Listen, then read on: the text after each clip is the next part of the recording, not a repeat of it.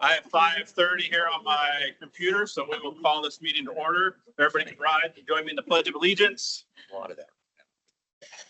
I pledge allegiance to the flag of the United States of America and to the republic for which it stands, one nation, under God, indivisible, with liberty and justice for all. All right. Thank you, everyone, for being here tonight for our business meeting. Thank you to anybody who's online. We appreciate you being here.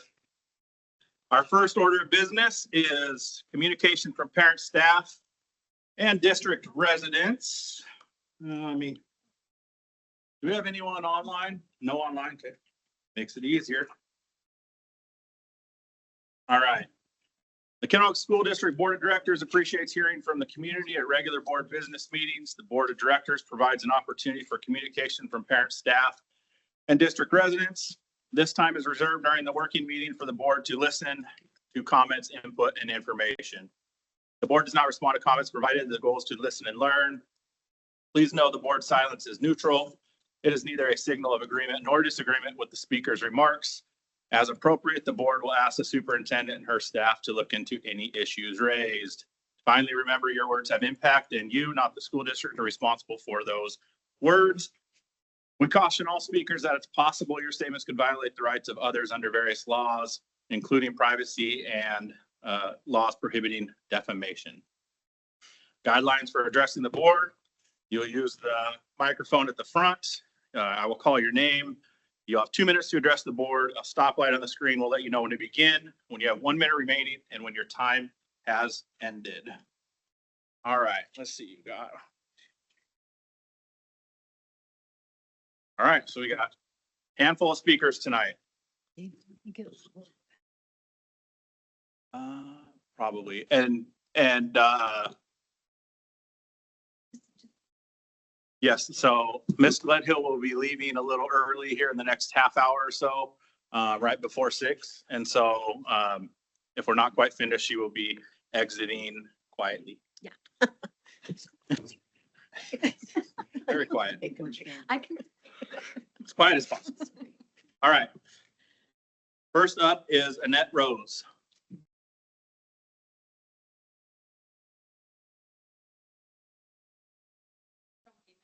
I'm a little jealous. I just wanted to say thank you. I feel like you guys are doing some really amazing things. Usually I have this whole thing all written out and I don't, but I think you guys are doing some really awesome things. So I feel like sometimes a lot of us are really quiet and we only come at you when we want to yell and scream at you. And so I just wanted you to know that we appreciate what you're doing. Having both boys and girls that play lots of sports. I really appreciate that you guys are trying to take a stand.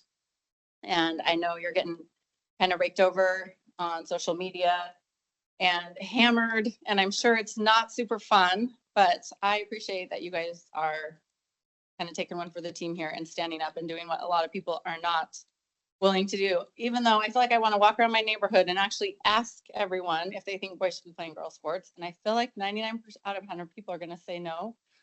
I still feel like seeing you guys on social media and the things and the comments that are made, I feel bad. So I just want you to know that a lot of us appreciate what you guys are doing. And I don't think it's going to be an easy battle, but I'm grateful that you're trying to take on the state and do some hard things right now.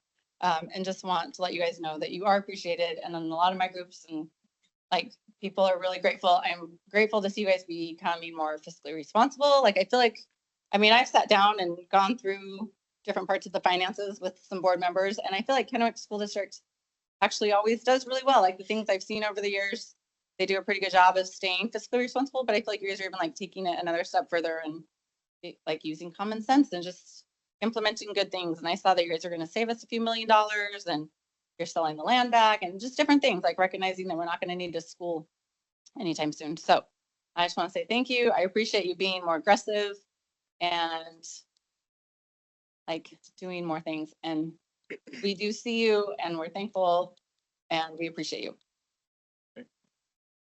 Oh, can I really quick say that I also do want to put a plug in though for kids that play club sports or sports at school, and I think you guys are talking about this, that you not just waive a PE credit, but that they can get a PE credit. I know a lot of my friends in Idaho and Nevada, they actually get a PE credit if they are playing sports. So I don't know, one more way to get kids credit. Thanks, guys. Thank you. All right, next up is Haley Hoyt.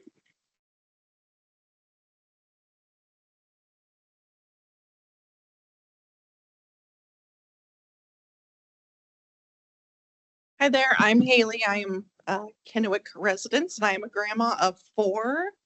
And as these precious little children of mine grow up, I'm terrified and excited at the same time to have these little sweet children be brought up. And I just want to kind of ditto off of what Annette said of thank you for standing up for girls. I appreciate that. I can't believe we're having this conversation or it's even a topic in our life right now. But I also want to say thank you for being a voice of the traditional Christian, good old, let's be good Americans. So thank you for what you're doing. I know you put in a lot of time into this project, and there's a lot of people that are watching, and I'm one that kind of sits on the back burner and watches. And I want to just say thank you for doing what you're doing, and we support you. Thanks. Thank you, Haley. Next up is Tina Gregory.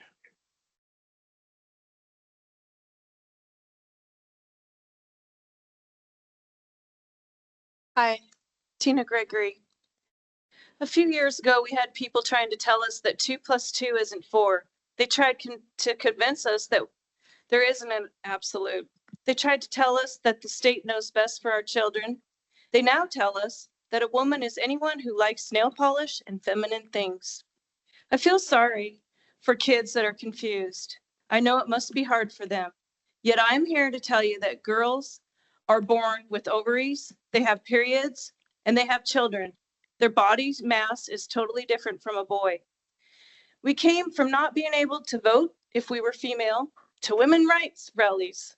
Now we are telling our girls that they have to compete with boys. They have to share locker rooms and bathrooms with boys. I've given up on public schools. Finally, there's a federal law that protects girls. No biological boys in girls' sports, bathrooms, and locker rooms. I'm begging you, stand up for our girls, protect them, follow the law. If our state tries to hold funds from you, we will stand up with you. We, the taxpayers, want our children protected. I'm thankful for all of you, all that you've done over the last several years. You're making public schools great again. I have voted for every levy that has came past me in the last, since I've been able to vote until COVID, and now I've given up. But you all make me want to start voting for levies again and standing behind our school district. And like I told you before, we homeschool because I don't trust the school systems anymore. But with the hard work that you all do and stand up for our children and families, I'm looking forward to my grandkids maybe getting in public school again, well, for their first time. But thank you for what you do for our community. Thank you, Tina.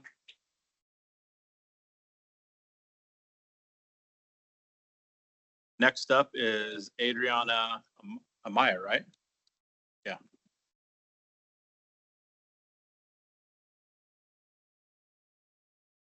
Used to coming up and make comments and back there talking to us like, yeah, we don't like those things. But it is true.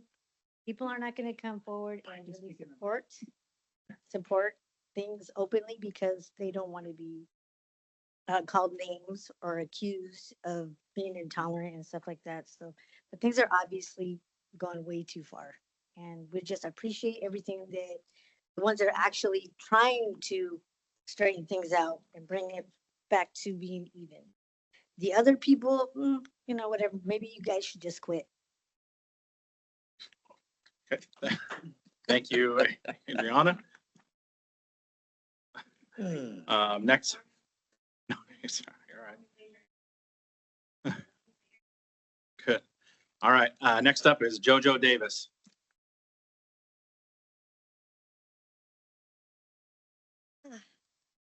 I just want to come here and highlight really what I think the school board should be focusing on, because it's what we as staff do every single day. And I just want to acknowledge Diego Anguiano, and I have a certificate of appreciation for him. Diego came ever since he left Highlands. He's been in contact with a lot of our teachers, and we serve on IMC together, and we do ATP, and it's been fun having Diego in my world again. And you could not believe how ecstatic the Highland staff was when the school board selected Diego as a representative. Our hearts just soared. And, I just, guys, most of you, sorry, Brittany and Josh, I don't know you as well as I used to be here all the time sharing my thoughts. Nothing changed. And so I just hunker down in Highlands and I just cherish the kids that I have. And Diego coming back, Diego spent 2 days at Highlands. His schedule let it be so that he came and he just encouraged all of our students. He went to the honors classes and he went to all the dual classes, 6th, 7th, and 8th grade. And he talks about his journey and how he excels and just gave them encouragement. And I just think so many times we adults get messed in the mire of things that don't matter.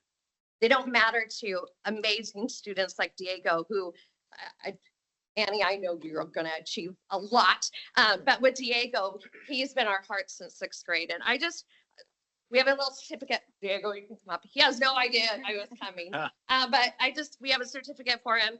And because he'll always be a Scotty, we brought you back to your roots. And here's a little Scotty cinch sack. But thank you, Diego. Thank you, everybody. Thank you, JoJo. And yes, thank you, Diego. We appreciate you. All right. Next up, Jay Pauline.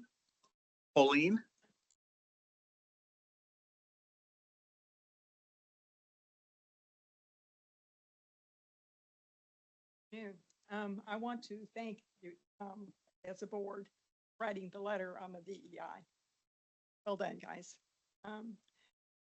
When you think about our sports, you don't see anybody picking up a fuss when you've got a 200-pound wrestler not being allowed to wrestle a 100-pound person. Same thing with boxing.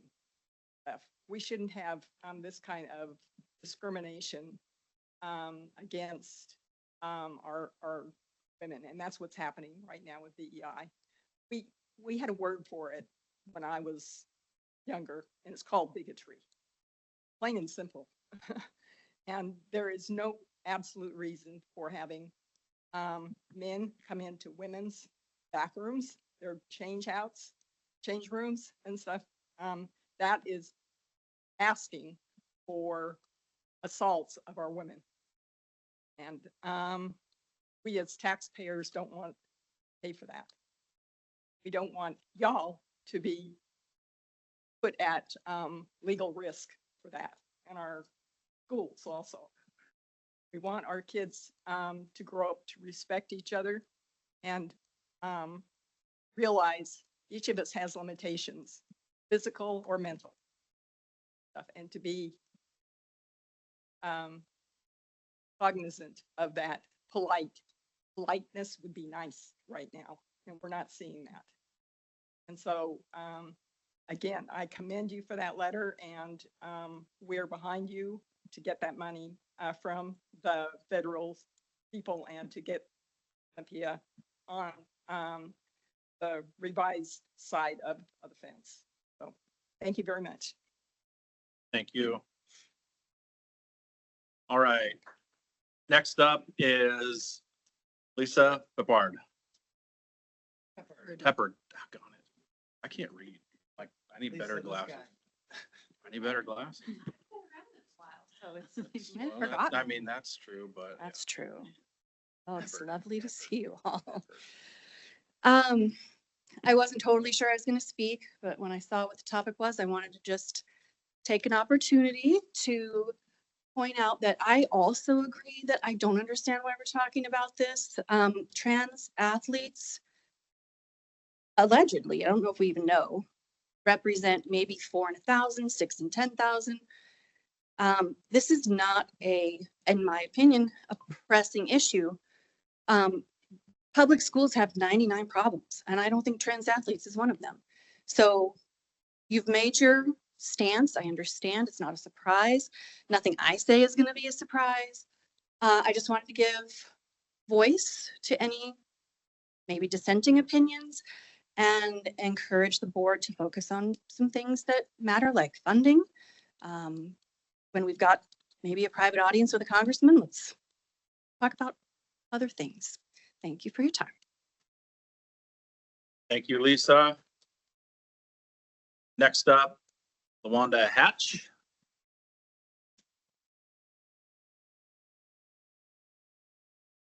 You. My name is LaWanda Hatch. I actually was raised in Kennewick. I went to Hawthorne Highlands and was the first graduating class from Desert Hills, which is no longer there. So if anybody knows where my gymnastics trophy is, I'd really like that back. But I can tell you that equity and equal rights are two different things. Equal rights is about equal opportunity. Equity is about special rights and taking away someone else's rights to get there. DEI needs to DIE. As women, Title IX was designed for women because of biology, not because of psychology. And as empathetic as I am for those who are suffering from that condition, it doesn't change the facts. Science is science and biology is biology. And women athletes, girls, have different abilities than men. Although when I was in 6th grade, I did beat a lot of boys at arm wrestling, I will say that. But as you grow, that changes, and we all understand that. It's the same with bathrooms. It's about biology, and the functioning of our bodies has nothing to do with psychology. I have 3 grandchildren in the Kennewick School District. 2 of them are girls. And let me tell you, they are driven. Well, the one's only 2, but although she's climbing everywhere, the 6-year-old is driven. And I want those opportunities that I had for her. And this is not about, as I said, not about trying to put anybody down. Title IX is for women. Equity is about special rights, not equal rights. Thank you. Thank you. Next up, Marissa Dunphy.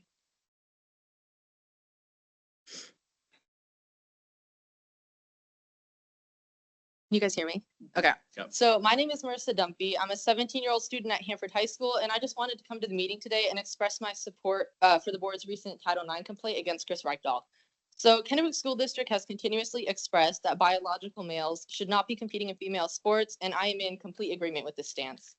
By allowing women with a biological advantage over women to compete, you're removing the equality of opportunity in the sports field from women in an attempt to create inclusion. We've heard about Leah Thomas. We've heard multiple instances of men in Washington State, among other states, taking first place titles from women, taking scholarship opportunities.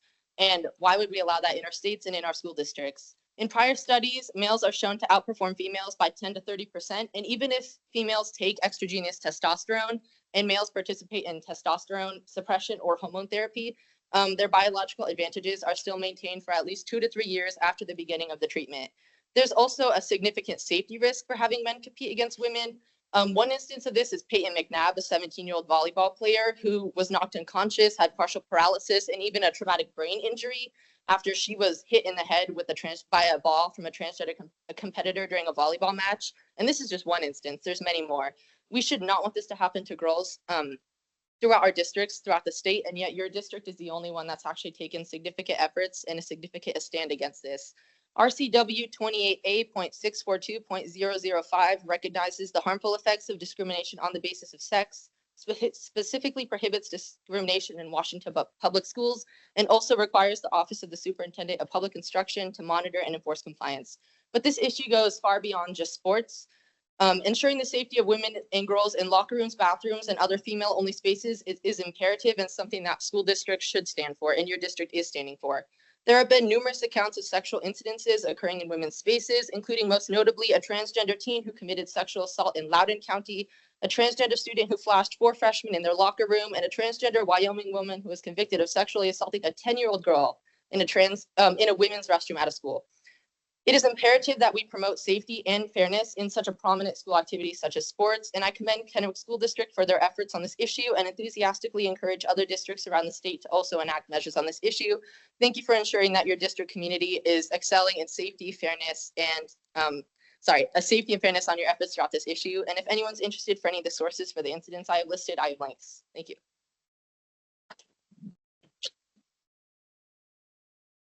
Thank you, Marissa. I want to take a second. I know we've had people come in late. Happy to, if you want to speak, happy to allow you to. It's important that every voice is heard. We're not gonna cut off at 30 minutes or tell you can't speak in our district. So, all right, perfect. We will move on. Please stick around for our comments. Next up is consent items. I will take a motion to approve the consent items. I'll jump at once. I'll make a motion to to approve the consent items. Thank you. All right, thank you, Dr. Miller. Patty, if we could have the roll call vote, please. Mr. Connors, Yes. Dr. Miller, Yes. Ms. Gledhill, Yes. Mr. Valentine, Yes. Mr. Galbraith. Yes. Thank you. All right, next up, communication follow-up. Anything from you, Dr. Pierce? Excuse me, I do not have any communication follow-up from last meeting. Okay. Okay. Perfect. One quick note of communication follow-up, so everyone's here knows and the board knows. So our complaint that we did at the last meeting has found its way to the White House. Last update that I have heard is that the Department of Education is reviewing the request for an investigation and will let the White House know of its decision in the next few days and what the next steps look like. So that's where we're at with the complaint. It's where it has to go. So we'll see what happens from here. All right. Next up, we'll move right into superintendent board meeting reports. We will actually start with Annie for her student report. Okay, I have a really long one tonight, guys, so just be ready for that. Today at our meeting, we had a hot topic kind of conversation. So we spoke about, issues that students felt were in their high schools. One of the most prominent topics was drugs in the high school, and some students feel we need more drug education in our high school because they know a lot of students that are going through that and having a hard time with that, mostly in the smaller high schools, but some students brought up their more traditional high schools that there are issues on that. We talked about that for most of our meeting, and then towards the end, we discussed the new representative elect for next year. So Diego, Dr. Pierce, and I talked about ways that we could promote that position. So our new social media manager, Emily, Diego, and I are going to start working together to create a video to promote the position. And actually, Diego has a report tonight too for you guys, but that was my long report. Perfect. Julie's just untied. Good evening, members of the board, Dr. Pierce, Annie. I just want to say I'm very happy that I'm able to tag team this report with Annie. I do want to mention that 2 weeks ago, I was at Highlands. I was there for 2 days. I was there on a Wednesday, on a Friday, 2 weeks ago. I just want to say thank you to Mrs. Stahl, Mr. Grossman, Mrs. Lee, Ms. Abarca, Mrs. Escamilla, Mrs. Marshall, and Highlands ASB for letting me speak with them throughout those 2 days. And a big thank you to JoJo Davis for giving me the opportunity and connecting me with those teachers. And 2 weeks ago, I also was able to attend a breakfast here at the district with the migrant graduation specialist. And I was lucky to see Ms. Gledhill. And we had some great conversation with some parents about some issues. So maybe she'll go into that. But thank you. Thank you.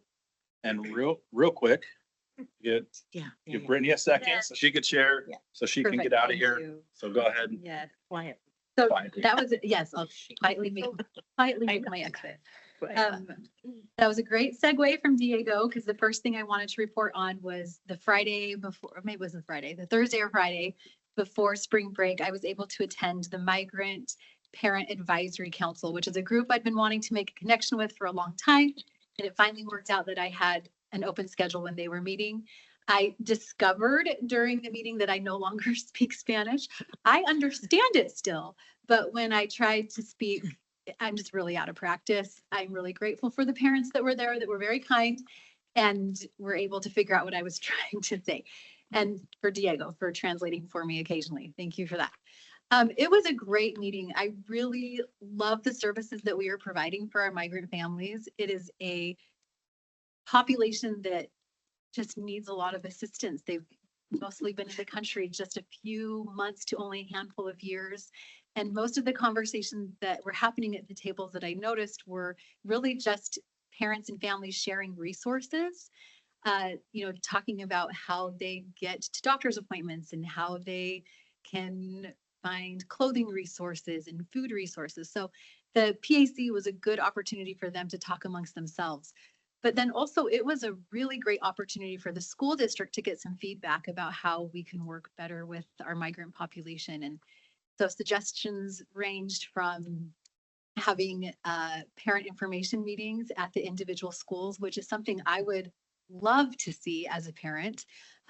Sometimes the information that is sent home electronically or through the mail gets lost in my inbox or on my kitchen counter. And I would love to have that community focus back at some of our schools. So that was one of the things that stood out to me, but mainly was just an enjoyable opportunity for me to be with a different segment of our school district. So sorry, my thing closed. Yesterday, the Council of Governments is an organization here in the region that combines Benton County, Franklin County, all of the municipalities, several of the ports. They are largely an organization that helps petition for grant funding and then other types of resources, et cetera, that can support our area because they have a greater pull representing 300,000 plus people versus just the 80,000 that Kennewick might have or Richland might have, et cetera.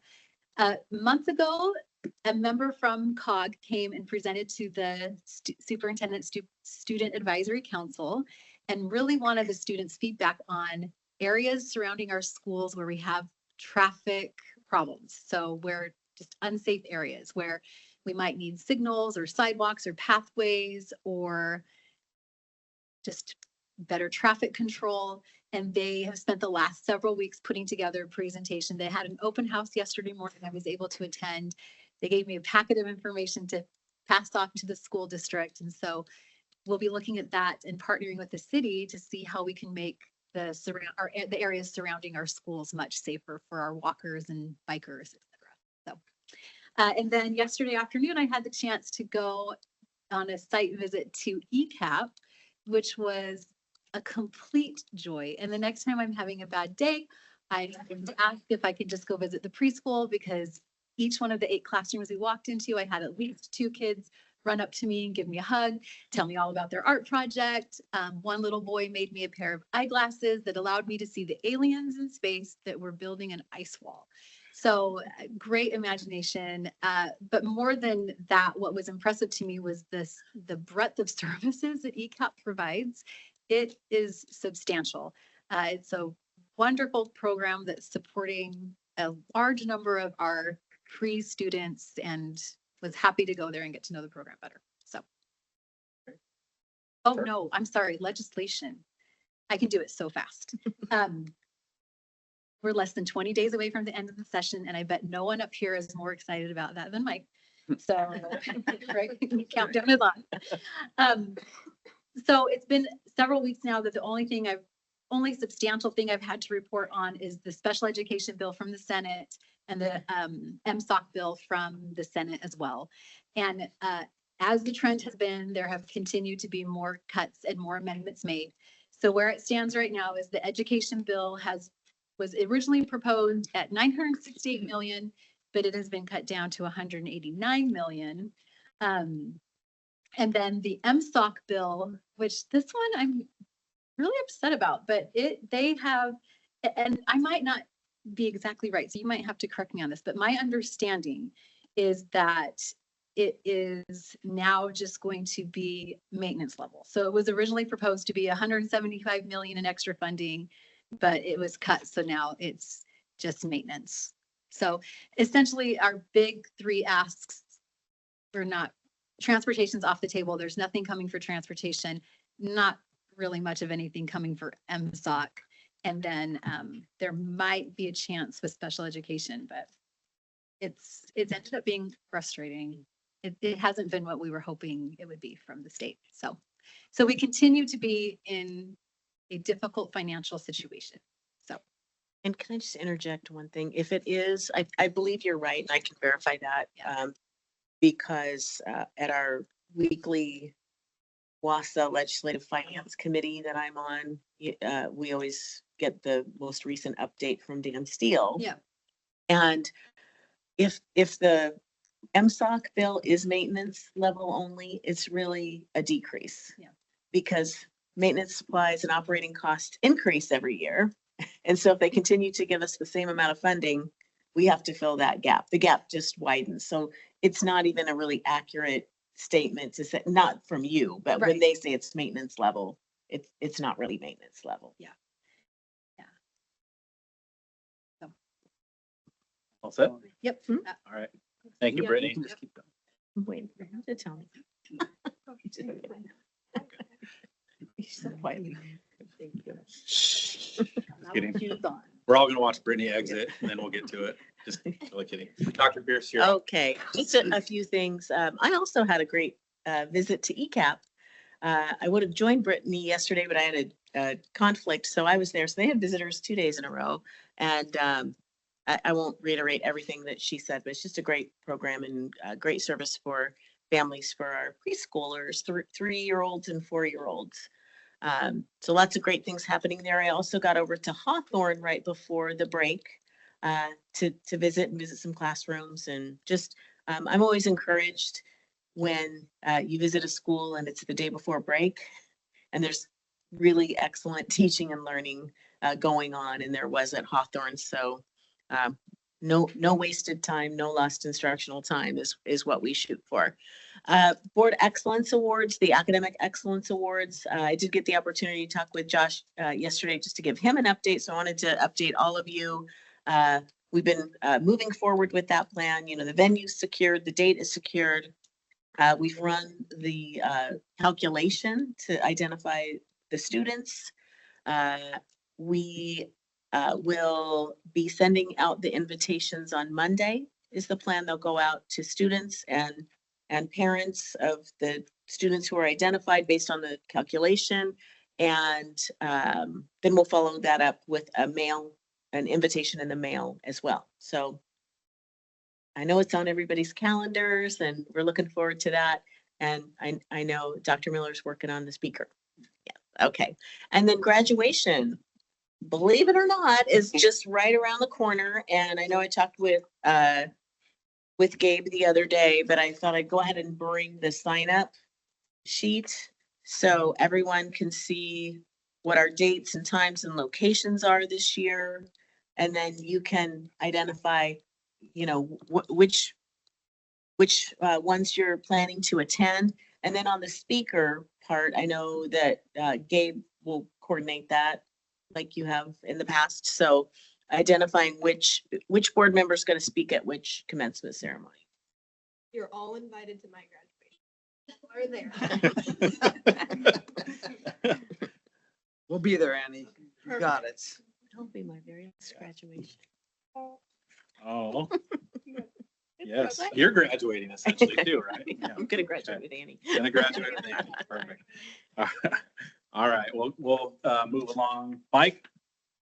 Not much. I took my kids and ran away on spring break, so I've done nothing. I just got back a couple days ago, so that was fun. Last one with my last senior, so we're all done. Hopefully all the rest of the kids can make it the last 8 weeks here and get through the rest of the year without throwing in the towel. The one thing I will update, a little bit of legislative update to further this. The two of the CTE bills that Representative Connors got through, passed out of the Senate today. So that's a little bit of good news. I know one of them, I can't remember what the other one is, but one of them is helping these kids get jobs and to be able to get in the workplace a lot easier. So they will hopefully go to the governor's desk to be signed. So that's a big win for our CTE kids. Yeah. So really, really happy about that. That's it. Did they didn't bring up the financial literacy requirement thing again this year, right? That year, I that you know? I think it died. I think it Okay. died early. Okay. So it's never got Made it. Okay. But on the financial literacy, we've continued the, Right. the local work and we'll be coming back at the I think it's the May 21st meeting with our recommendation. Gotcha. Perfect. Awesome. Dr. Miller, you're up. All right. Yeah, so I also got to spend some time with my family on spring break.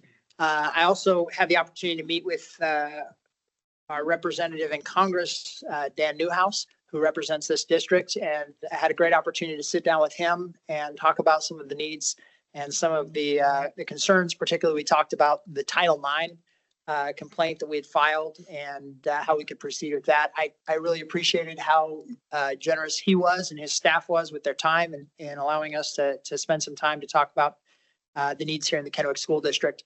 I think,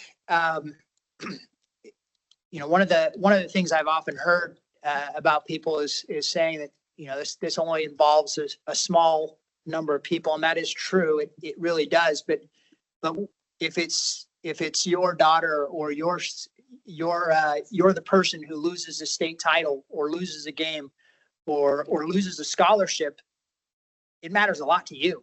And I think that's why this is such an important issue. Is I have a couple of daughters. I have a foreign exchange student who's a young woman staying with us this year. Who's kind of become almost like a daughter. And I want to make sure that they have a fair and a safe environment, whether that's on the playing field, whether that's in the locker room. They have a place where they can feel safe, where they can feel comfortable. And as I was sitting there talking with the congressman, he talked a bit with my daughters and our exchange student, and they expressed those same concerns. So I appreciated his willingness to take some time to meet with us, and we talked about a number of other issues, but that was one of the big issues that we talked about, and I appreciated being able to do that.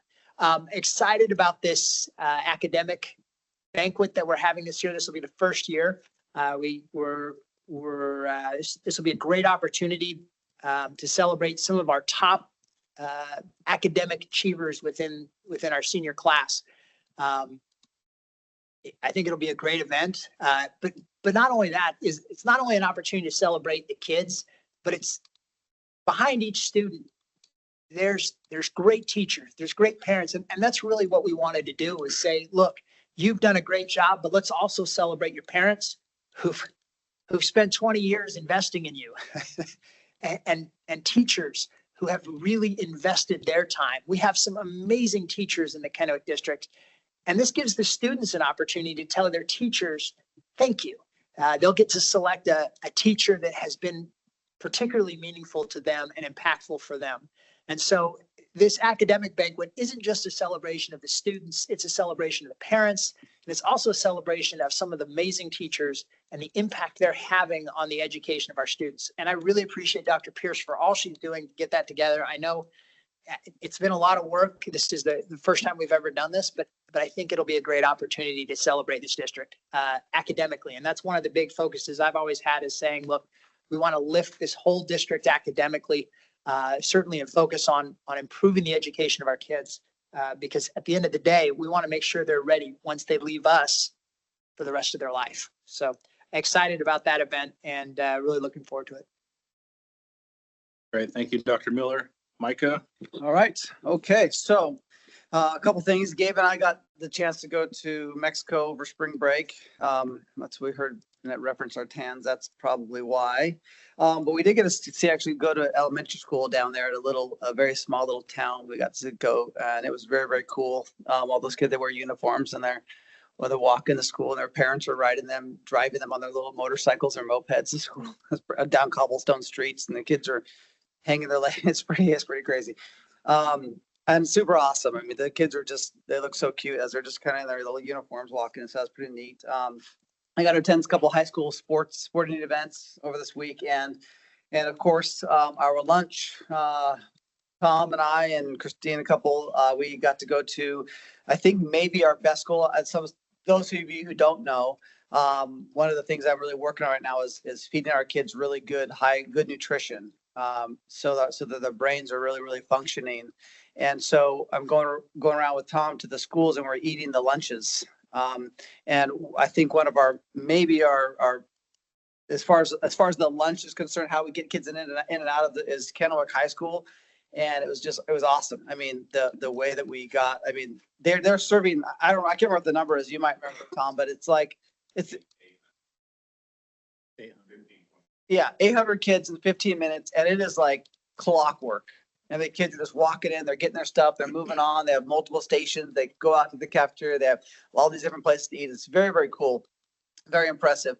So, and then of course, we're trying to increase the quality of the food again to make we want everything that they're intaking to help them achieve and make their brains work better and stuff. So that's a thing we're working on. Of course, Gabe and I and Josh and, Gabe and I especially were on a number of podcasts and news sources and outlets and stuff. And it was nice just to have the chance to kind of explain some things and to kind of stick up for our girls and our, as far as the Title IX issue. So I wanted to, and then I just want to take a few minutes here just to some of the questions that I'm kind of getting over and over again and comments I hear over and over again. I just want to take a couple seconds just to address a couple of those, and then I will be done. So one of the questions that I keep hearing, or one of the comments I keep hearing is this idea of like focusing on, why are you focusing on this issue? There's so much more important issues. I've heard this so many times. I think that's kind of crazy because we have an awesome staff. Like these people here, Dr. Pierce, they are fantastic, and they are so highly capable, and it's almost like, I feel like it's almost a slap in the face to them to saying that they can't work on 2 or 3 or 4 or 5 issues at the same time, because they are fantastic and they can, and so can we. We actually can work on multiple issues at the same time. It's not even that hard. Please do not confuse it with Chris Reichtel or some of our state legislators or other high schools in the area who maybe cannot, but I'm telling you, we can. And, to my knowledge, I don't think that since my time on the board, I don't know that the large legislators have really, and it's not the minority, it's the majority of legislators. I think that, have we passed any kind of bill that's helpful to our school since our time on the board? Like, I don't think that we have, but we sure have pushed other bills. And so, as a matter of fact, we tried to, like a good example, Tracy talked about it. We tried to, we were hoping for a financial literacy graduation requirement to pass through legislation. That died every 2 years in a row. Now our school district, we are working on that. We're going to have a financial literacy requirement when people graduate, but our state couldn't pass that. But they had no problem passing, forcing the LGBTQIA bill, and they had no problem pushing another bill, taking away local control. No problem with that. So they're the ones playing the social issues. They are the ones starting it. We are not. They are starting it. We are trying to stop that by representing our community. In the meantime, while we have not been able to work on anything, we actually saved the taxpayers $4.3 million. We have the fewest administrators amongst the large Tri-City schools. We have the highest budget surplus. We have the highest financial score. We have the lowest tax rate. So we are actually accomplishing a lot of things. We passed a couple of different curriculum adoptions, and we paid a fraction of the cost that the school districts right next to us paid, because we negotiated better and we took elements out of it that we didn't think we needed. And so we are actually doing a lot of things. And so that comment does not make sense to me, because we've done more for our school district and less in the social issues than I think anybody else has. So anyway, the truth is that Chris Reichtel is the one breaking the law. Okay, another thing that I keep hearing is that there's only one or only a couple transgender kids in our school and it doesn't affect very many people. Josh has said it, he agrees with that. I actually disagree. Yes, I'll take the example of the boy who won the track meet. It's not just about the couple girls that he bumped off the podium. It's about his team, because he took first, went from 5th place to 1st place, and that affected a domino, affected hundreds of girls. And so it actually does affect a lot of girls. One athlete will affect hundreds and hundreds of girls. So I disagree, actually. I think it does affect a lot of people. So I just want to make that point. So it is affecting a number of kids. I just want to, I want to read a direct comment that I received via email. I think we all did. The comment is, shame on you for attacking innocent transgender children. How many little transgender girls in our school district? How many little transgender girls attend your school district, you bigoted redneck school district? Probably less than a dozen, and you're singling them out and attacking them to further your own sick agendas. What type of adult obsesses over children's genitalias? Just let girls play sports. What will it take for people like you to show care and support for the most oppressed children in your care rather than oppressing them further? Will they need to get bullied and beaten, or will you wait until they kill themselves? Would you even care then? These are the kind of emails we get. It doesn't even make sense. I don't think I've ever attacked or even said one disparaging comment about a transgender kid. For me, it's not even about that. This is about the hundreds of girls who, and I've been focusing on that, the hundreds of girls who are trying to compete. It's about safety. It's like physically not safe. Our number one job is to keep kids safe. That's paramount above everything else. If we can't keep kids safe, nothing else matters. About keeping kids safe, it's about safety. It's about fairness, about girls who work their entire life, or teams who work their entire life and aren't able to succeed because of one boy. And then it's about exposure in locker rooms and other areas. And that is happening. That is happening. So don't tell me it's not. It is. Chris Reichel, and then this person calls us a bigoted redneck school district. Meanwhile, I don't think that we're saying anything, and she's the one who makes those kind of claims. Washington State, Chris Reichel says that it's not a debate we're going to have today, referring to biological differences between men and women. But what he's doing is he's actually dismissing the actual premise and attempting to reset the argument on a false premise. And I reject that idea. If you have an XY chromosome, your body produces testosterone every 20 minutes. If you have XX chromosome, your body produces testosterone once a month during your cycle. By the way, if you have XY chromosomes, then you don't have a cycle. So there are biological differences. You can't say that they're not. And so by him trying to reset the facts, it just doesn't make sense.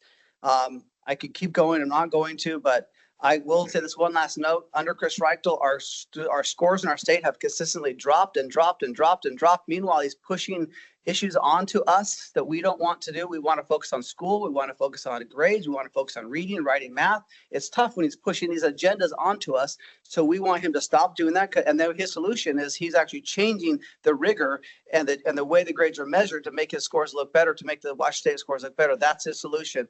So I just want to say that those are some of the comments that I keep hearing. I hope that addresses them, and I yield my time. All right. Thank you, Micah. That email you read was actually from a gal in Spokane or Seattle.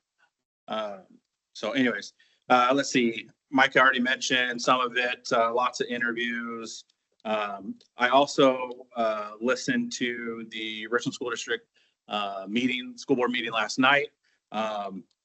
Just curious because they're talking about cutting nurses and librarians and all this stuff with their budget. So it just made me even more grateful for, Tom and your team and Dr. Pierce and just the staff here, and how great you guys have been with the budget, because, we're not having those discussions. And they're really trying to piecemeal things together over there to keep going forward. So I really do appreciate the staff and their focus on budgets. I listened to Chris Reichdall's webinar this week. It was interesting, and I think you probably listened to it as well. He mentioned, I don't know if you caught this, he mentioned budget cuts, but then retracted shortly afterwards. I had a couple school directors actually reach out, and they're like, did he just say budget cuts? And I was like, I think he did. So I really hope he's not talking about that. What I heard him talk about was cuts at OSPI. At OSP, okay. At Okay, at good. the state agency. Good. Cut all them because- they want. yeah, That's what I heard. Cut all them they want. Leave us alone. Real quick, the speaker, stuff that was passed around, fill that out, just pass that back to me and I'll work on getting all that, figured out. And then other than that, I just got one final thing that I'm gonna say on Title IX and then it's a done deal and I'm moving on at this point, but biological boys have no place in girls' locker rooms or competing in girls' sports, period. This isn't just a matter of fairness. It's about safety, privacy, and protecting the integrity of women's sports and spaces. Forcing girls to change in front of biological males or competing against them in sports is just not uncomfortable. It's wrong. It erases the opportunities Title IX was created to protect. It is not hateful to protect girls. It's responsible. Our daughters deserve a level playing field and private protected spaces, not policies that put them at risk. Our school district needs to prioritize real boundaries, real biology, and real protection for our students. Anything less is a failure of leadership. So I'll end with that, and we will move on to the next item. Reports and discussions. Next up is our annual human resource report, Dr. Tom Grillhart. Evening, thank you. Yeah, he snuck up there. I didn't even see him get up from the back to get over here. He's Thank moving you and like shaking that. today. Well, I was told if I keep this less than 5 minutes, I may get a raise, so. Yeah. Well, I'm trying to I do mean- it, so, thank you for the comments, by the way, but again, all credit for our financial situation needs to be given to the staff. Obviously, it predates me, so again, but I appreciate the comments. So big responsibility, and again, obviously, we're gonna keep marching forward in the right direction. So again, tonight, we're excited to report on our annual human resource report. So each year, of course, we report on this to highlight some efforts that the district has made to make sure that again, we are keeping track and making sure that we are doing the best moves for our best assets, which we'll highlight here in a little bit in the presentation. As you know, our strategic goals, we have 7 big rocks. One of those big rocks is, of course, focused on our staff and to be safe, respected, and valued. And within our 2024 annual objectives, some of the items that we're going to highlight here that are circled in red is our staff recruitment, hiring, and retention and diversity, our staff professional growth and performance, and of course, we'll highlight some of our performance indicators and targets as well that the board set last year. Tom, before you go on, is there a way we can work on this title of this staff recruitment, hiring, retention, and diversity? I think in our district, we've talked about hiring the best people. Yeah, so if know you that's- recall the conversation last year, well, so the conversation last year was to change some of the key performance indicators, which have been changed. Yes. And just still continue to report out, what is our staff diversity look like? What's our student diversity look like? So that's what's included in the report. Each year, there's a process in September where we bring the objectives to the board. And so anything can be updated and Yeah, let's make changed every year. make a note of that. Noted. Thank you. Okay, so again, within this presentation outline, we're going to focus on, again, staff recruitment and hiring, our staff value, voice, and recognition, and our performance goal indicators as well. So first and foremost, again, we'll highlight our staff recruitment, hiring, and retention. So, the old saying, obviously, if you want to see what you value, just kind of follow the money. And as you can see, within a $328 million budget, almost over 85% of our expenditures goes to staffing. And that's not a big surprise because our staffing is what makes the wheels turn. And without them, obviously, we would not be able to make as many impacts and change kids' lives as we do on a daily basis. So again, I think, again, that sets the tone of again, where we have our best assets within our district. Just a quick snapshot. Now, all of the items that I'm going to report on, again, are reflective of the OSPI report card. As you'll note, for consistency purposes, all of these items were from last year since it was a complete year. Obviously, we're still in 2024. So, if we presented data right now would be inaccurate. So for 23-24, we had over 1,100 teachers and our average teaching years experience was 13.2. The percentage of our teachers who had a master's degree in 2023-24 was 72.4%. And also to highlight our national board certified teachers, again, that as of right now today, it's 11.1% as well. Again, something we're very proud of. Our teacher demographics, again, these are snapshots from the OSPI report. And again, to compare those to our student demographics of 19,139 students. Again, snapshots of our OSPI report. Some staff-focused indicators. Again, one of the items that we're going to talk about and discuss a lot tonight is, again, how do we define and really measure in the percentage of our healthy functional retention rate? As you can see, the 90% threshold mark is what we have set as a district. And again, one of the things, again, we're always trying to look at is, okay, knowing that we only have so many seats on the bus, how can we determine that all those seats are fit with the right people? Knowing that, again, retention of effective teachers is our number one goal. But again, making sure that one of those seats isn't filled by a potentially an ineffective staff member. And again, this isn't any different than any other organization, whether in the business district, whether obviously you're in education or whatnot. Again, we always want to strive for perfection with our staffing, because again, as noted in the previous slide, we spend a lot of resources on that, and rightfully so. So again, we want to make sure we're spending our resources accordingly. A couple of the items that, again, we're going to talk about is teacher mobility, retention, and turnover. Some of the factors to consider is the number of teachers who leave the district each year, some number of teachers who move within the district from one building to the next, some of our contractual status and evaluation statuses, how long each teacher has actually been teaching, how long each teacher has been in their current building, and also if they do happen to move and or relocate from building X to Y, what's the reason behind that? Yes. So just real quick, I want to pause. Can you go back 2 slides? Tom, thank you. So Tom wasn't here last year, right? So I just want to remind everybody, last year's report, we had previously been reporting out a 90% retention rate. And then when we dug into last year, our methodology for that, when I was doing the report, because Doug had left, I had some questions about how we were actually calculating that retention rate and thought we needed to do some changes. So that's why there's no data here for 22, 23 and 23, 24. And the next 2 slides are from last year's presentation when we were highlighting the fact that what we really need to be focused on is a way to calculate a healthy functional retention rate, considering some of these factors. So now so I charged Tom, it's like, welcome to KSD, you got to figure this out. When he first started, and he's been working really hard with Dave Crony. Yep, Dave Crony, and also talking in HR about how can we potentially begin to really measure this.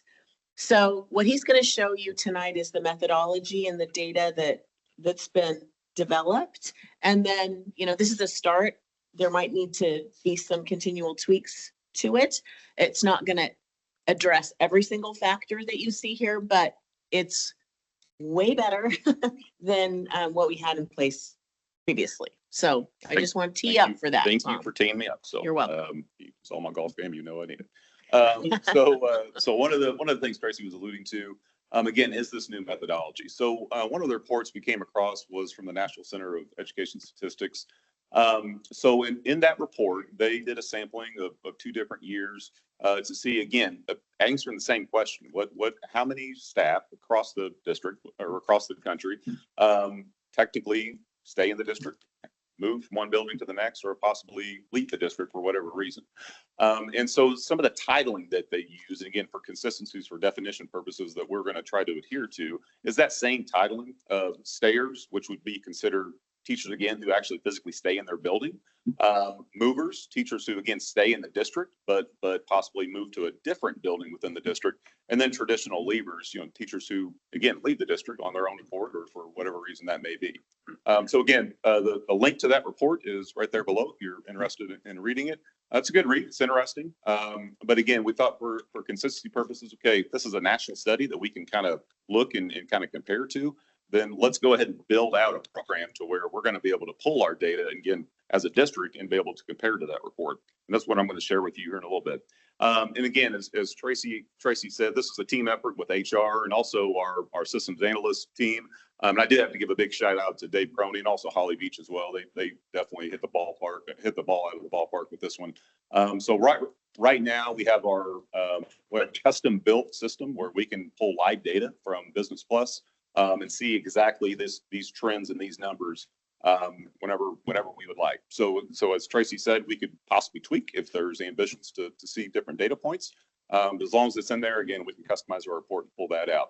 So two ways we're going to look at this, again, on the same criteria of stayers, movers, and leavers, is in total cohorts. Okay, whether we're in very similar situation as if you think about a graduation cohort, like this year's graduation cohort is titled 2025 graduation, but you're studying them by the time they're 7th and 8th graders. And again, of course, you're following that same cohort of, let's say, 1,000 kids as they move along. Same methodology and same concept with this. So what you see here in this slide example is the cohort of teachers that were hired in the 1920 school year.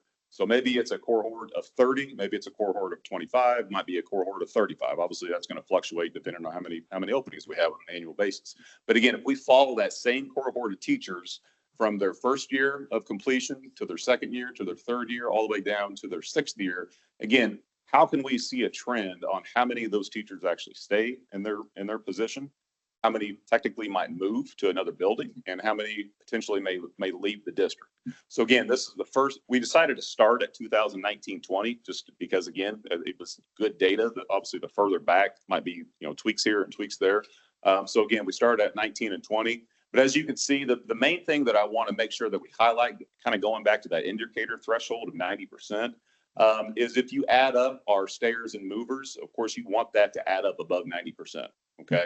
And so anything above 10% of leavers, again, is again, if you focus on that cohort for that particular year, is something that, again, we're going to highlight and dive into. Okay, why was that? What happened that particular year? Yes, sir. Yeah, so a question I have is, and it's sort of this is an undertone to everything you're about ready to say, is there's probably an ideal number that we want. I mean, like, we probably don't want 100% of our staff to be retained every single year, right? But there's probably a healthy turnover, I mean, most of our teachers are fantastic, but if there's a teacher that isn't, then we don't want that teacher, right? So there is a balance there, so I don't think we want to shoot for 100%. I think I don't know how we thought or consider what that number. We'll be getting that here in a second. Okay. Good. And on the indicator, right, we've established it at 90%. Yeah. Good. But that can change. I mean, that can fluctuate. That we look at those every August, and if you want to change that, we can change it. Along that line, maybe could you share with us some of the reasons why teachers move schools? I think Yeah, that could be helpful. could be program needs. Could be we may have only needed 5 sections of a 2nd grade in this building this year, and next year we only need 4 sections. So that 2nd grade teacher gets gets a job in another building. I mean, like I said, it's mostly programming needs, or it could be the teacher just, hey, it's closer to my house and there's a position open that I qualify for, so I want to put my name in that, get the job. Is moving ever disciplinary? For example, a teacher is not performing well and they decide to put them into a different school to see if a different environment would provide a better result. Not typically. We typically do not move a struggling teacher or a teacher who's on a plan of improvement to another building. Okay. It's just not what we do in practice. We work with them on that improvement plan, and if they improve, great. If not, then they're Okay. help them exit. Yeah, it's just wanting to see if making sure that the mover number isn't for a potential leaver issue, but Yeah. Okay. Yeah. And the other thing I just wanted to say, now that we have this system and can really dig deep, we can see if there's outlier data for movers, like from or to particular buildings, and dig into, is there some issue contributing to the higher percentage or the outlier? So is there a particular school that has a lot of people leaving the district? Right. Yep. Yeah, it's good. So what you'll see in the next handful of slides, again, this was cohort 1920. Cohort 2021, as you can see, obviously it's only a five-year data share here. But again, one of the couple of things I just wanted to highlight in 21, 22, and it gets to something that I was discussing earlier. Notice how, again, for whatever reason, this particular cohort after their 2nd year, between their 2nd and 3rd year, we lost 12.5%. Again, what's the why behind that? So that's one of those items that again, we'll drill into and focus on for that particular cohort. And again, it may have just been, hey, they wanted to go work in a different district, but again, why is that particular? And again, you can see the same thing happen in 23, 24 for that particular cohort as well. Tom, Yep. just for the future, could we add, could you just add the N for each cohort? That gives us a better idea of how many people we're Yeah, talking. It good could be that So kind of the total. leavers is 2 people because the cohort size or something Yeah. along those lines. Oh, you want And the percentage actual could numbers. be Okay. could Yeah. cause us to Got it. think, could misrepresent the numbers. Yep. I guess is Got it. what it, Totally understand. That's good. but this good is, point. this is great information. Thank you. Good point. So again, kind of going from each cohort to the next, 21, 22, again, no red marks there. 22, 23, again, that same trend, as you can see after that second year. So again, imagine if we had 15 years of this, we could see, okay, clearly there's something happening on that second year completion that teachers are traditionally moving out of the district potentially. But again, obviously this is a small sampling piece, but again, you can see where this could really help drive our modality of trying to address some of our, And leavers equal basically resignations, right? It's not retirements. it could be retirements. Oh, Could- oh, basically, retirements is in yes, this as well. yeah. So how the system works, so every staff member not only has an employee number, but for budgeting purposes, they have what's called a PCN number. So how this system's working is it's just looking at that PCM number from this fiscal year to this fiscal year. So if that PCM number is not there, it's just not counting it. It's counting it as a lever. So that makes sense. 13.3% could be all retired. Could be all which is retirements. in. Yep, I absolutely. mean, they earned it, so. Yeah, but Yeah. I mean, unlikely that someone hired in 2022 would retire 2 years later. I'm just. But you're Probably, right. You're yeah. right. I'm just. Yes. Yeah, it's a good point. Good point. But Right. would there be a way to elicit out whether someone left for retirement, especially Yes, as we, yeah. as this cohort, as it becomes more robust Mm-hmm. and we have 15-year data or 20-year data, if there's a way to comb out Mhm. retirement or medical leave or Yeah. non-voluntary, like, I don't know, some way of just, Yeah, Yeah, we got you. yeah, I don't know how to say it. Mhm. I don't know the words. we got it.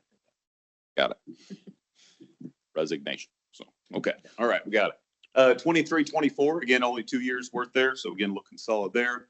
Now, again, that's one way we're looking at it by cohort. And then of course, we're looking at it in totality as well. Again, going back to 1920. So this 1920 line, as you see right here, this represents all 1,000 plus active PCN numbers we had for that. And again, tracking it from one year to the next. So the main thing that I want to highlight here is we don't want this green bar, again, getting to that 90%. Okay. And as you can see, traditionally from one year to the next, we are doing very well. Now, one thing to note, obviously for 24, 25, we are not done this year. So notice we have very few people who's left us, which is a good thing at this point in the school year. So obviously we would totally expect that to potentially grow by the end of the school year. So, but as you can see, for the 23, 24 year, which again is in comparison to our goals, we hit the 95.3% retention rate. So doing well. Some ongoing strategies that, of course, and efforts that we're going to have within the district to, again, make sure that, we are recruiting staff, we're retaining staff with our annual regional and statewide job fairs, which actually happens in Spokane in 2 weeks. We'll be heading up there. Our annual KSD job fair, which we'll be having in the spring. Of course, all buildings are represented. Again, we'll have about 150 candidates potentially from different universities and other districts that normally show up. Some of the hard to fill positions that we're really going to try to target, for instance, when we head up to Spokane, not a big secret, a lot of our special ed positions, again, have been vacant. And that's something that we've been really working hard on this year. And again, of course, we're going to continue to do that. And I'll get to another piece in the presentation that kind of help solve that situation for the district. Our web pages, again, any recruiting testimonials from our staff to make sure that, again, people are kind of telling their story of why this is a great place to work, why it's a great place to return, and so on and so forth. Obviously, posting our jobs on state and regional websites, and then, of course, our Teaching Academy and Teaching Bridge program success is ongoing. Once Tom, we, yes.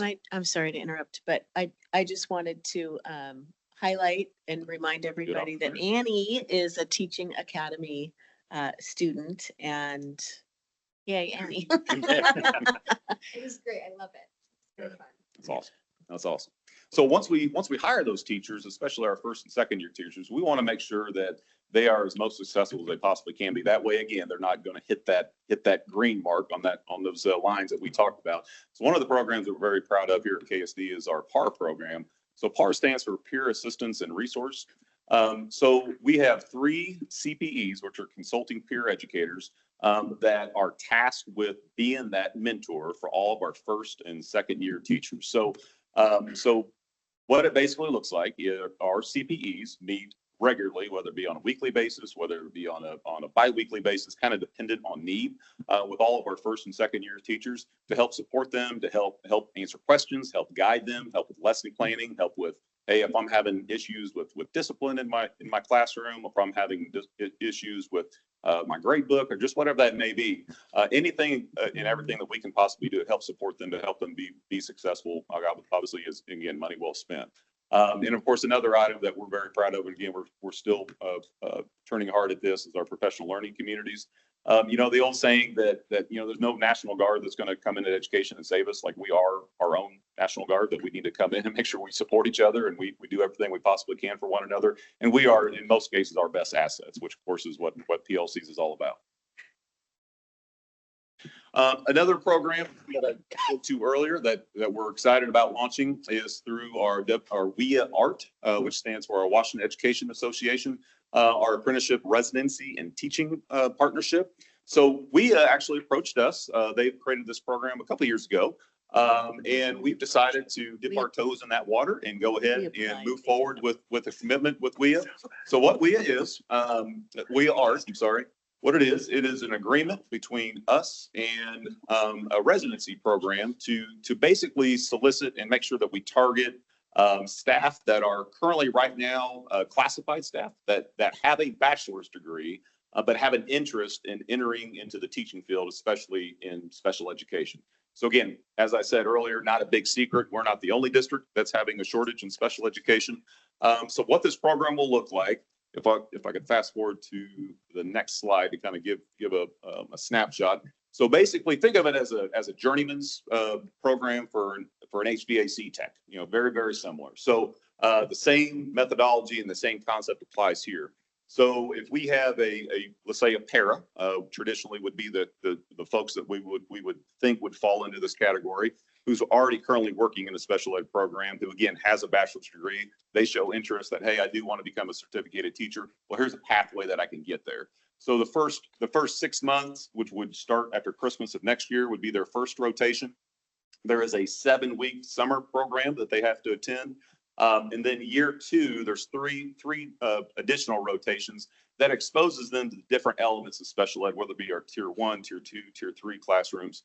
And then obviously by the end of that rotation, they will have earned their certification and of course, hopefully earned a job with the district. So we're very excited about this. The only problem is it's going to take 2 years to get to the finish line, but it's a start. And obviously if this first cohort is successful, we'll continue to have cohort 2. We'll possibly have cohort 3 and so on and so forth. So like I said, we're very excited about this.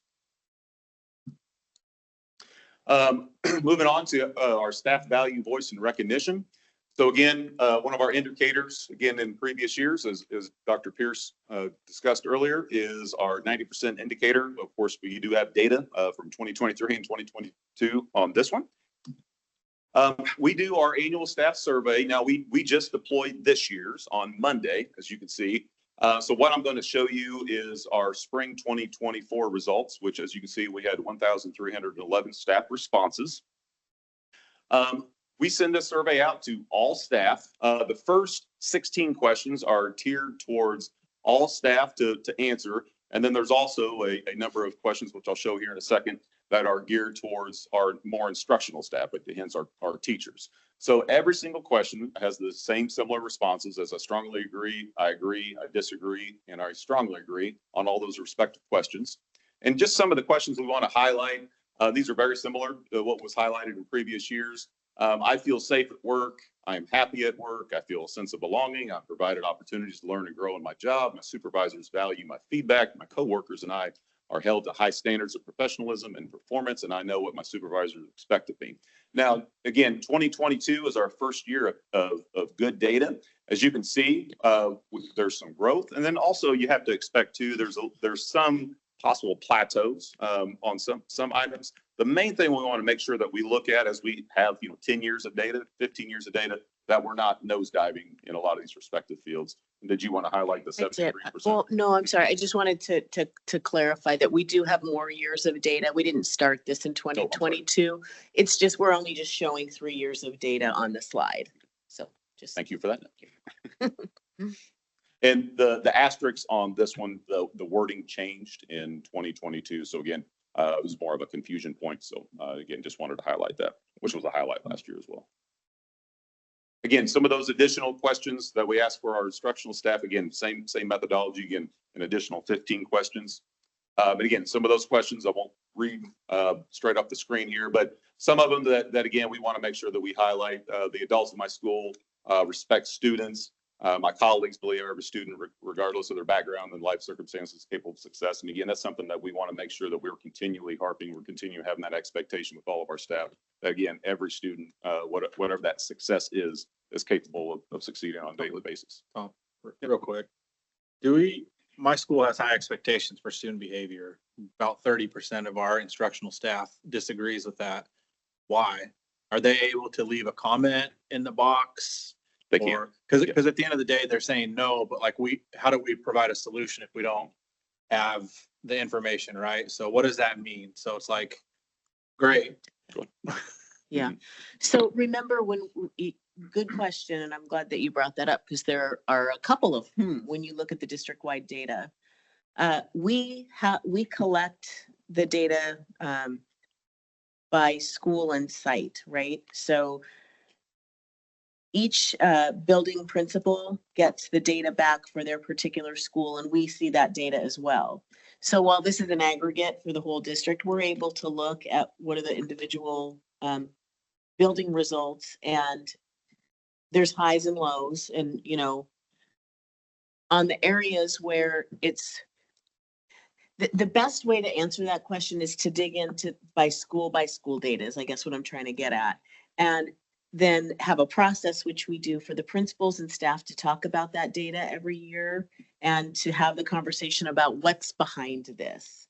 What if this is a particular area of strength for our building? Why is that? What are we doing well? What do we want to keep doing?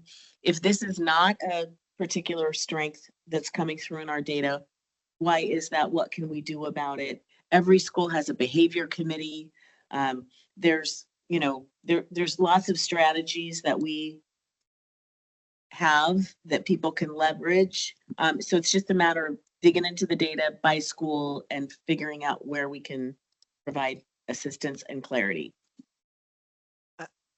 I can appreciate that, and that's wonderful, but from the look of the numbers, it doesn't look like it's working in terms of changing perception. I mean, I see the two of the really low numbers there. My school has high expectation for student behavior, and the students at my school respect adults. Yeah. I see those going very much hand in hand, probably. And we see both of those are, to Gabe's point, only about 30% are saying they don't.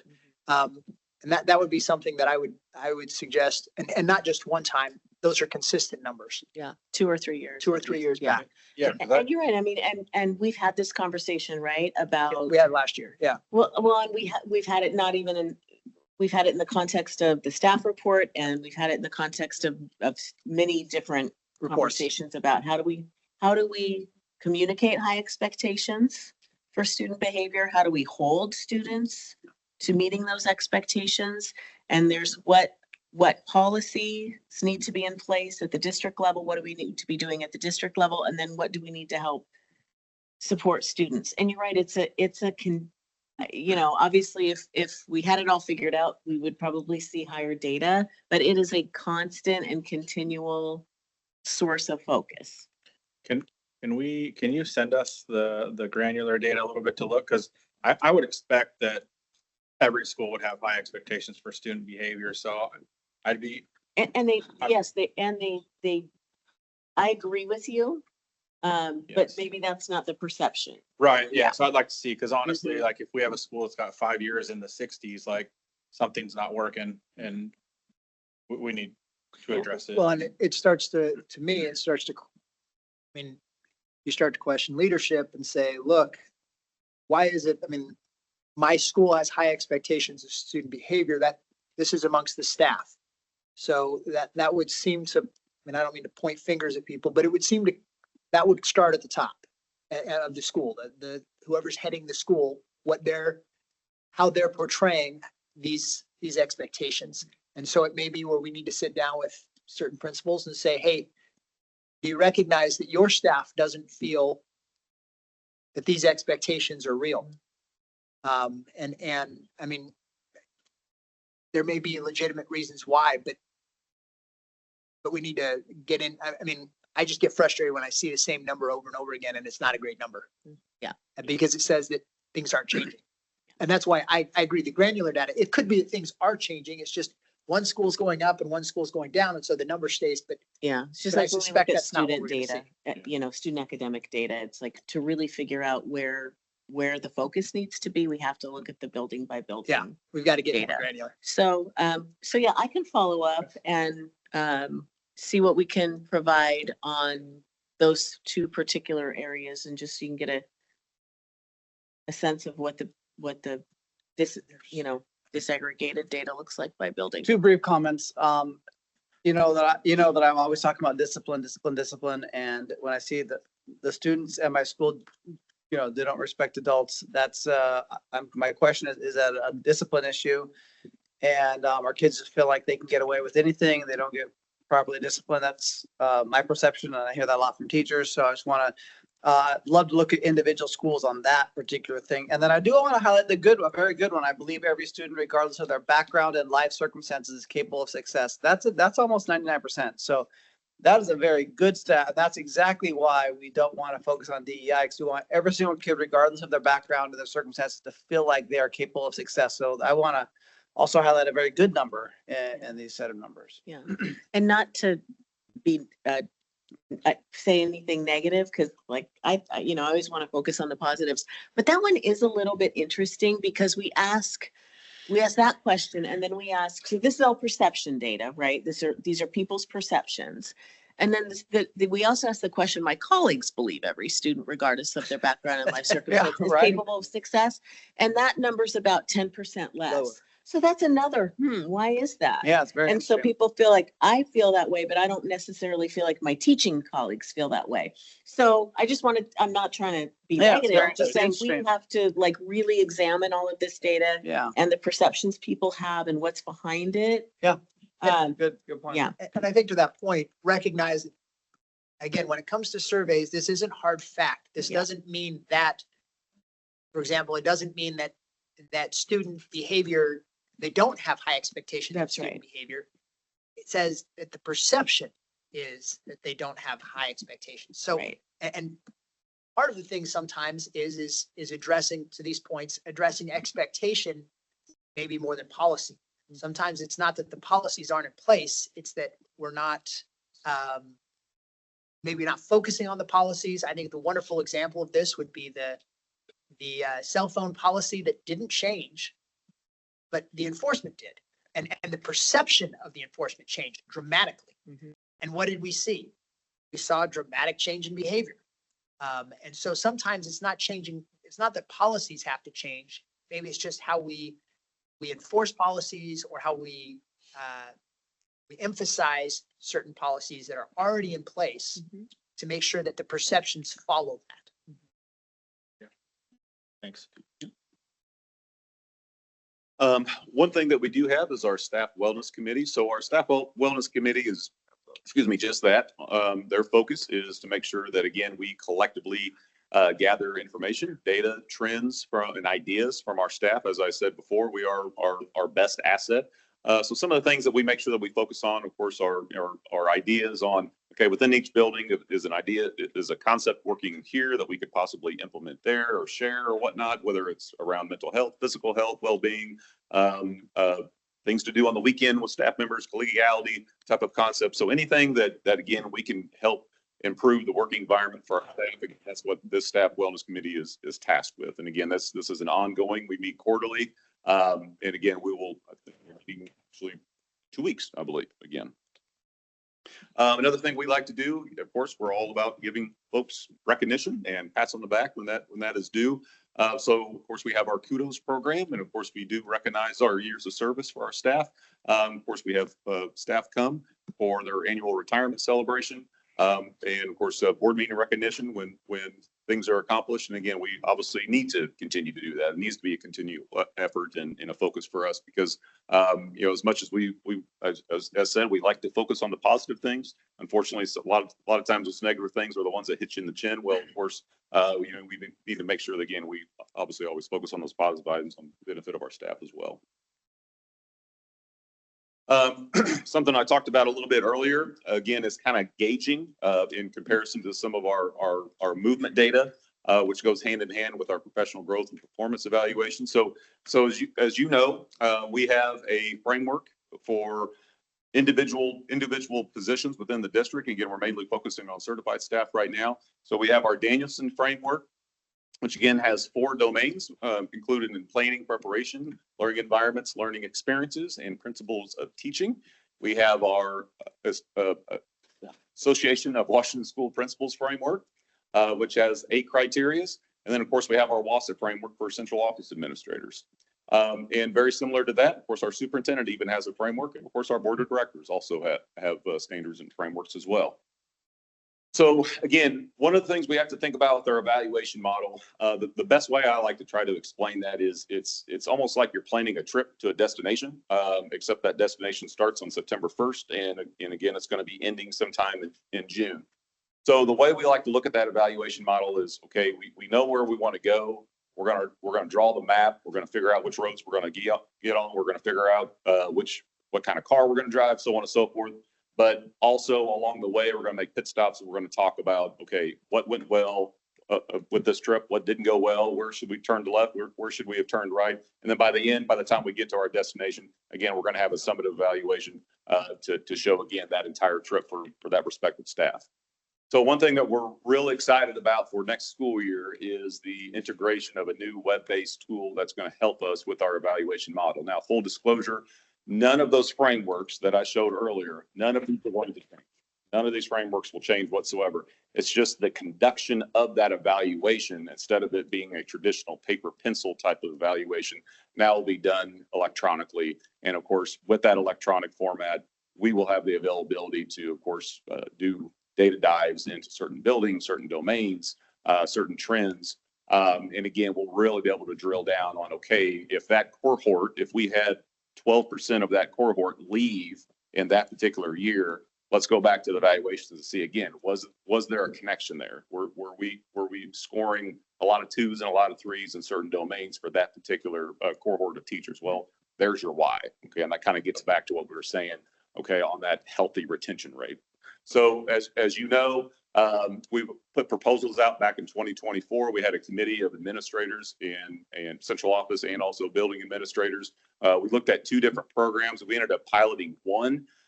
We ended up choosing Pivot from 5 Star Technologies. So Pivot is a national program. It's used in, I believe, 48 states, I believe, across the country. I actually use it in my previous district as well. Very robust, very kind of turnkey program. It will be very user friendly on not only the administrators end, but most importantly on the teachers end as well. Because again, everything is done electronically. So there's no secret folder to lose something, whatnot. Everything is done within the system. So like I said, we're very excited about this for our 25-26 school year. So we have training in this coming summer. Of course, we'll be revealing this to our teaching staff next school year. And again, obviously, this next school year is going to be our first year. So we're going to move very methodically through this because we want to make sure it's going to be a successful program for everybody. So, but as I've said, if you can send an email, you can do this. It's like I said, it's very user friendly, very robust. And like I said, the data, most importantly, we're going to be able to draw off of it. Is going to be items that, again, of course, are going to help determine some of our pathways. Another thing that we didn't want to lose focus on was our classified staff. Sometimes I think we always think about, okay, when we do evaluations, it's always for our certified. Of course, we have classified evaluations too. So one of the focuses we had this year was making sure that we trained our classified supervisors for consistency and specificity within their evaluation model to make sure that, again, they're all conducting that similarly as much as we possibly can, knowing that there's a human being involved with it. But again, we want to make sure deadlines are met. We want to make sure they're all looking for the same criteria and same indicators. And again, we're respectfully doing that as consistently as we possibly can across the district. Again, this will be an ongoing effort as well. Any questions? One quick comment, going back to retention here, just something I'm thinking about is, we're looking at 5-6 years of data, which obviously we're talking about the brand new teachers, for lack of a better term. If we could include what's our average tenure, looking at, because again, if we're looking at, we've had these teachers for 25, 30 years, that's going to say a great deal about what we're doing for retention. So I just want to make, if you guys could include that next time around, that would be helpful for me. Good idea. Thank you. Yep. Great. I had a couple questions as well. So first of all, you talked about how about 85% of our budget goes toward staff. How does that compare to other districts? How does that compare to what are some of the industry norms? That within both our state and outside of this state, is that on par? Are we significantly above? Do we know what the averages are? We can get that, I'm sure. I don't know. Yeah. I believe, and I can verify that that's pretty typical of school districts in Washington State. Perfect.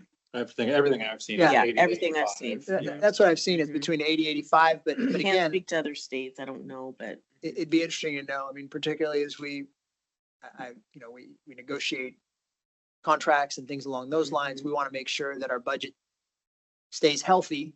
And it's very easy for our budget to become unhealthy if the largest portion of our budget becomes significantly more expensive. Yeah. And so we just need to make sure that that we're keeping an eye on that and making sure we're staying within the norms. Yep. The other thing I wanted, or a couple other comments.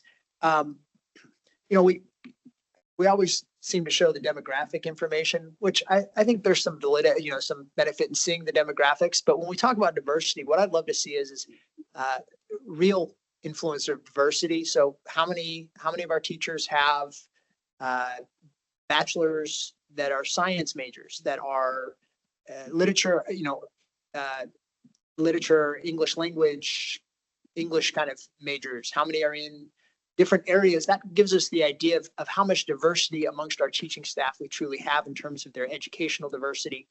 How many masters, how many PhD, how many bachelors do we have amongst our teachers? That gives us an idea of the diversity we have amongst our staff. And as we get, again, going into the granular information, we may see that, hey, if you have a school that has predominantly all masters and PhDs, they seem to have a lot less issues. Well, maybe we need to make sure and help those schools that don't. So an area where I think we could get a lot is by looking at true diversity and seeing those things, how they're impacting our schools. The final question I had goes back to there are 3 counselors for the 62 new hires. Is that correct? Consulting peer educators. Consulting peer educators. CPEs. Yes, thank you. A couple of, when I was going through the feedback from the survey, there were a couple other questions where you saw that there was a fairly significantly high number of negative responses. And those were question 33 was, my supervisor frequently visits my classroom. There, the compilation of the negatives would be around 30% or higher. And my supervisor frequently provides me with feedback about my instructional professional practice. Again, cumulatively, you're probably looking at over 30%. And the reason I bring those 2 up is particularly, I'd be interested to see if that is certain locations, because there it would seem to suggest that they feel oversighted. They're not getting the feedback they need. And so we need to see if it's particular leadership that need to be reminded that that's beneficial. And then also if there's a way to get this broken down between staff that's been there a long time and staff that has not. And that part of it is you've got three people helping these 62 new teachers. I know in a perfect world it'd be 1-to-1, but it's not. But particularly we want to make sure that they're not the ones that are being left out and not getting feedback. These new teachers need feedback from their supervisors. They need to be having someone beyond just their peer mentors. For sure. They need to have feedback from their supervisors in a way that will be productive and helpful. So I want to make sure that this 30% isn't them. Because if a lot of those new teachers are the ones that are saying, hey, I'm not getting feedback, then that's problematic as well. There's also in the teacher evaluation system, different levels, like I guess the best way to describe it, there's teachers go through a comprehensive cycle and then a focused cycle. As a new teacher, you start on comprehensive and there's different requirements for the evaluator to conduct observations, to provide feedback in an enhanced way.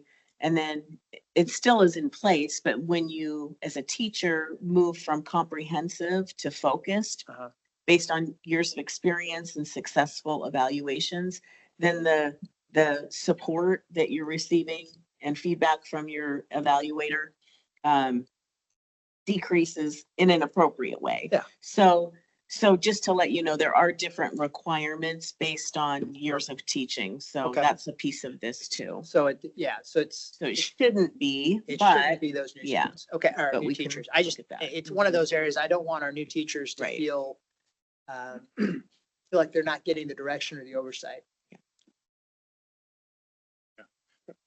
My only comment is, I don't know when it changed or who changed it, but the new website for the job postings, job listings looks good. I don't know who did that, but nice work. You look good. Yep. So We like it. all right, HR, perfect.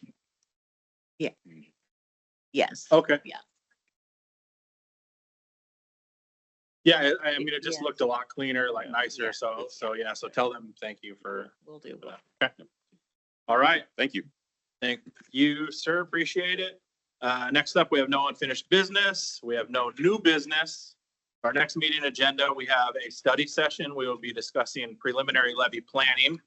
And then the business meeting will consist of preliminary budget 25-26, online learning platform, materials recommendation, artificial intelligence guidance, digital citizenship learning materials, and transportation's annual bus purchase. So if you guys have anything, send it to me, but it looks like we got a full agenda, so it might have to move on. All right, so we will now head into executive session for 30 minutes, after which do not anticipate any further action. And so let's head in there. If you guys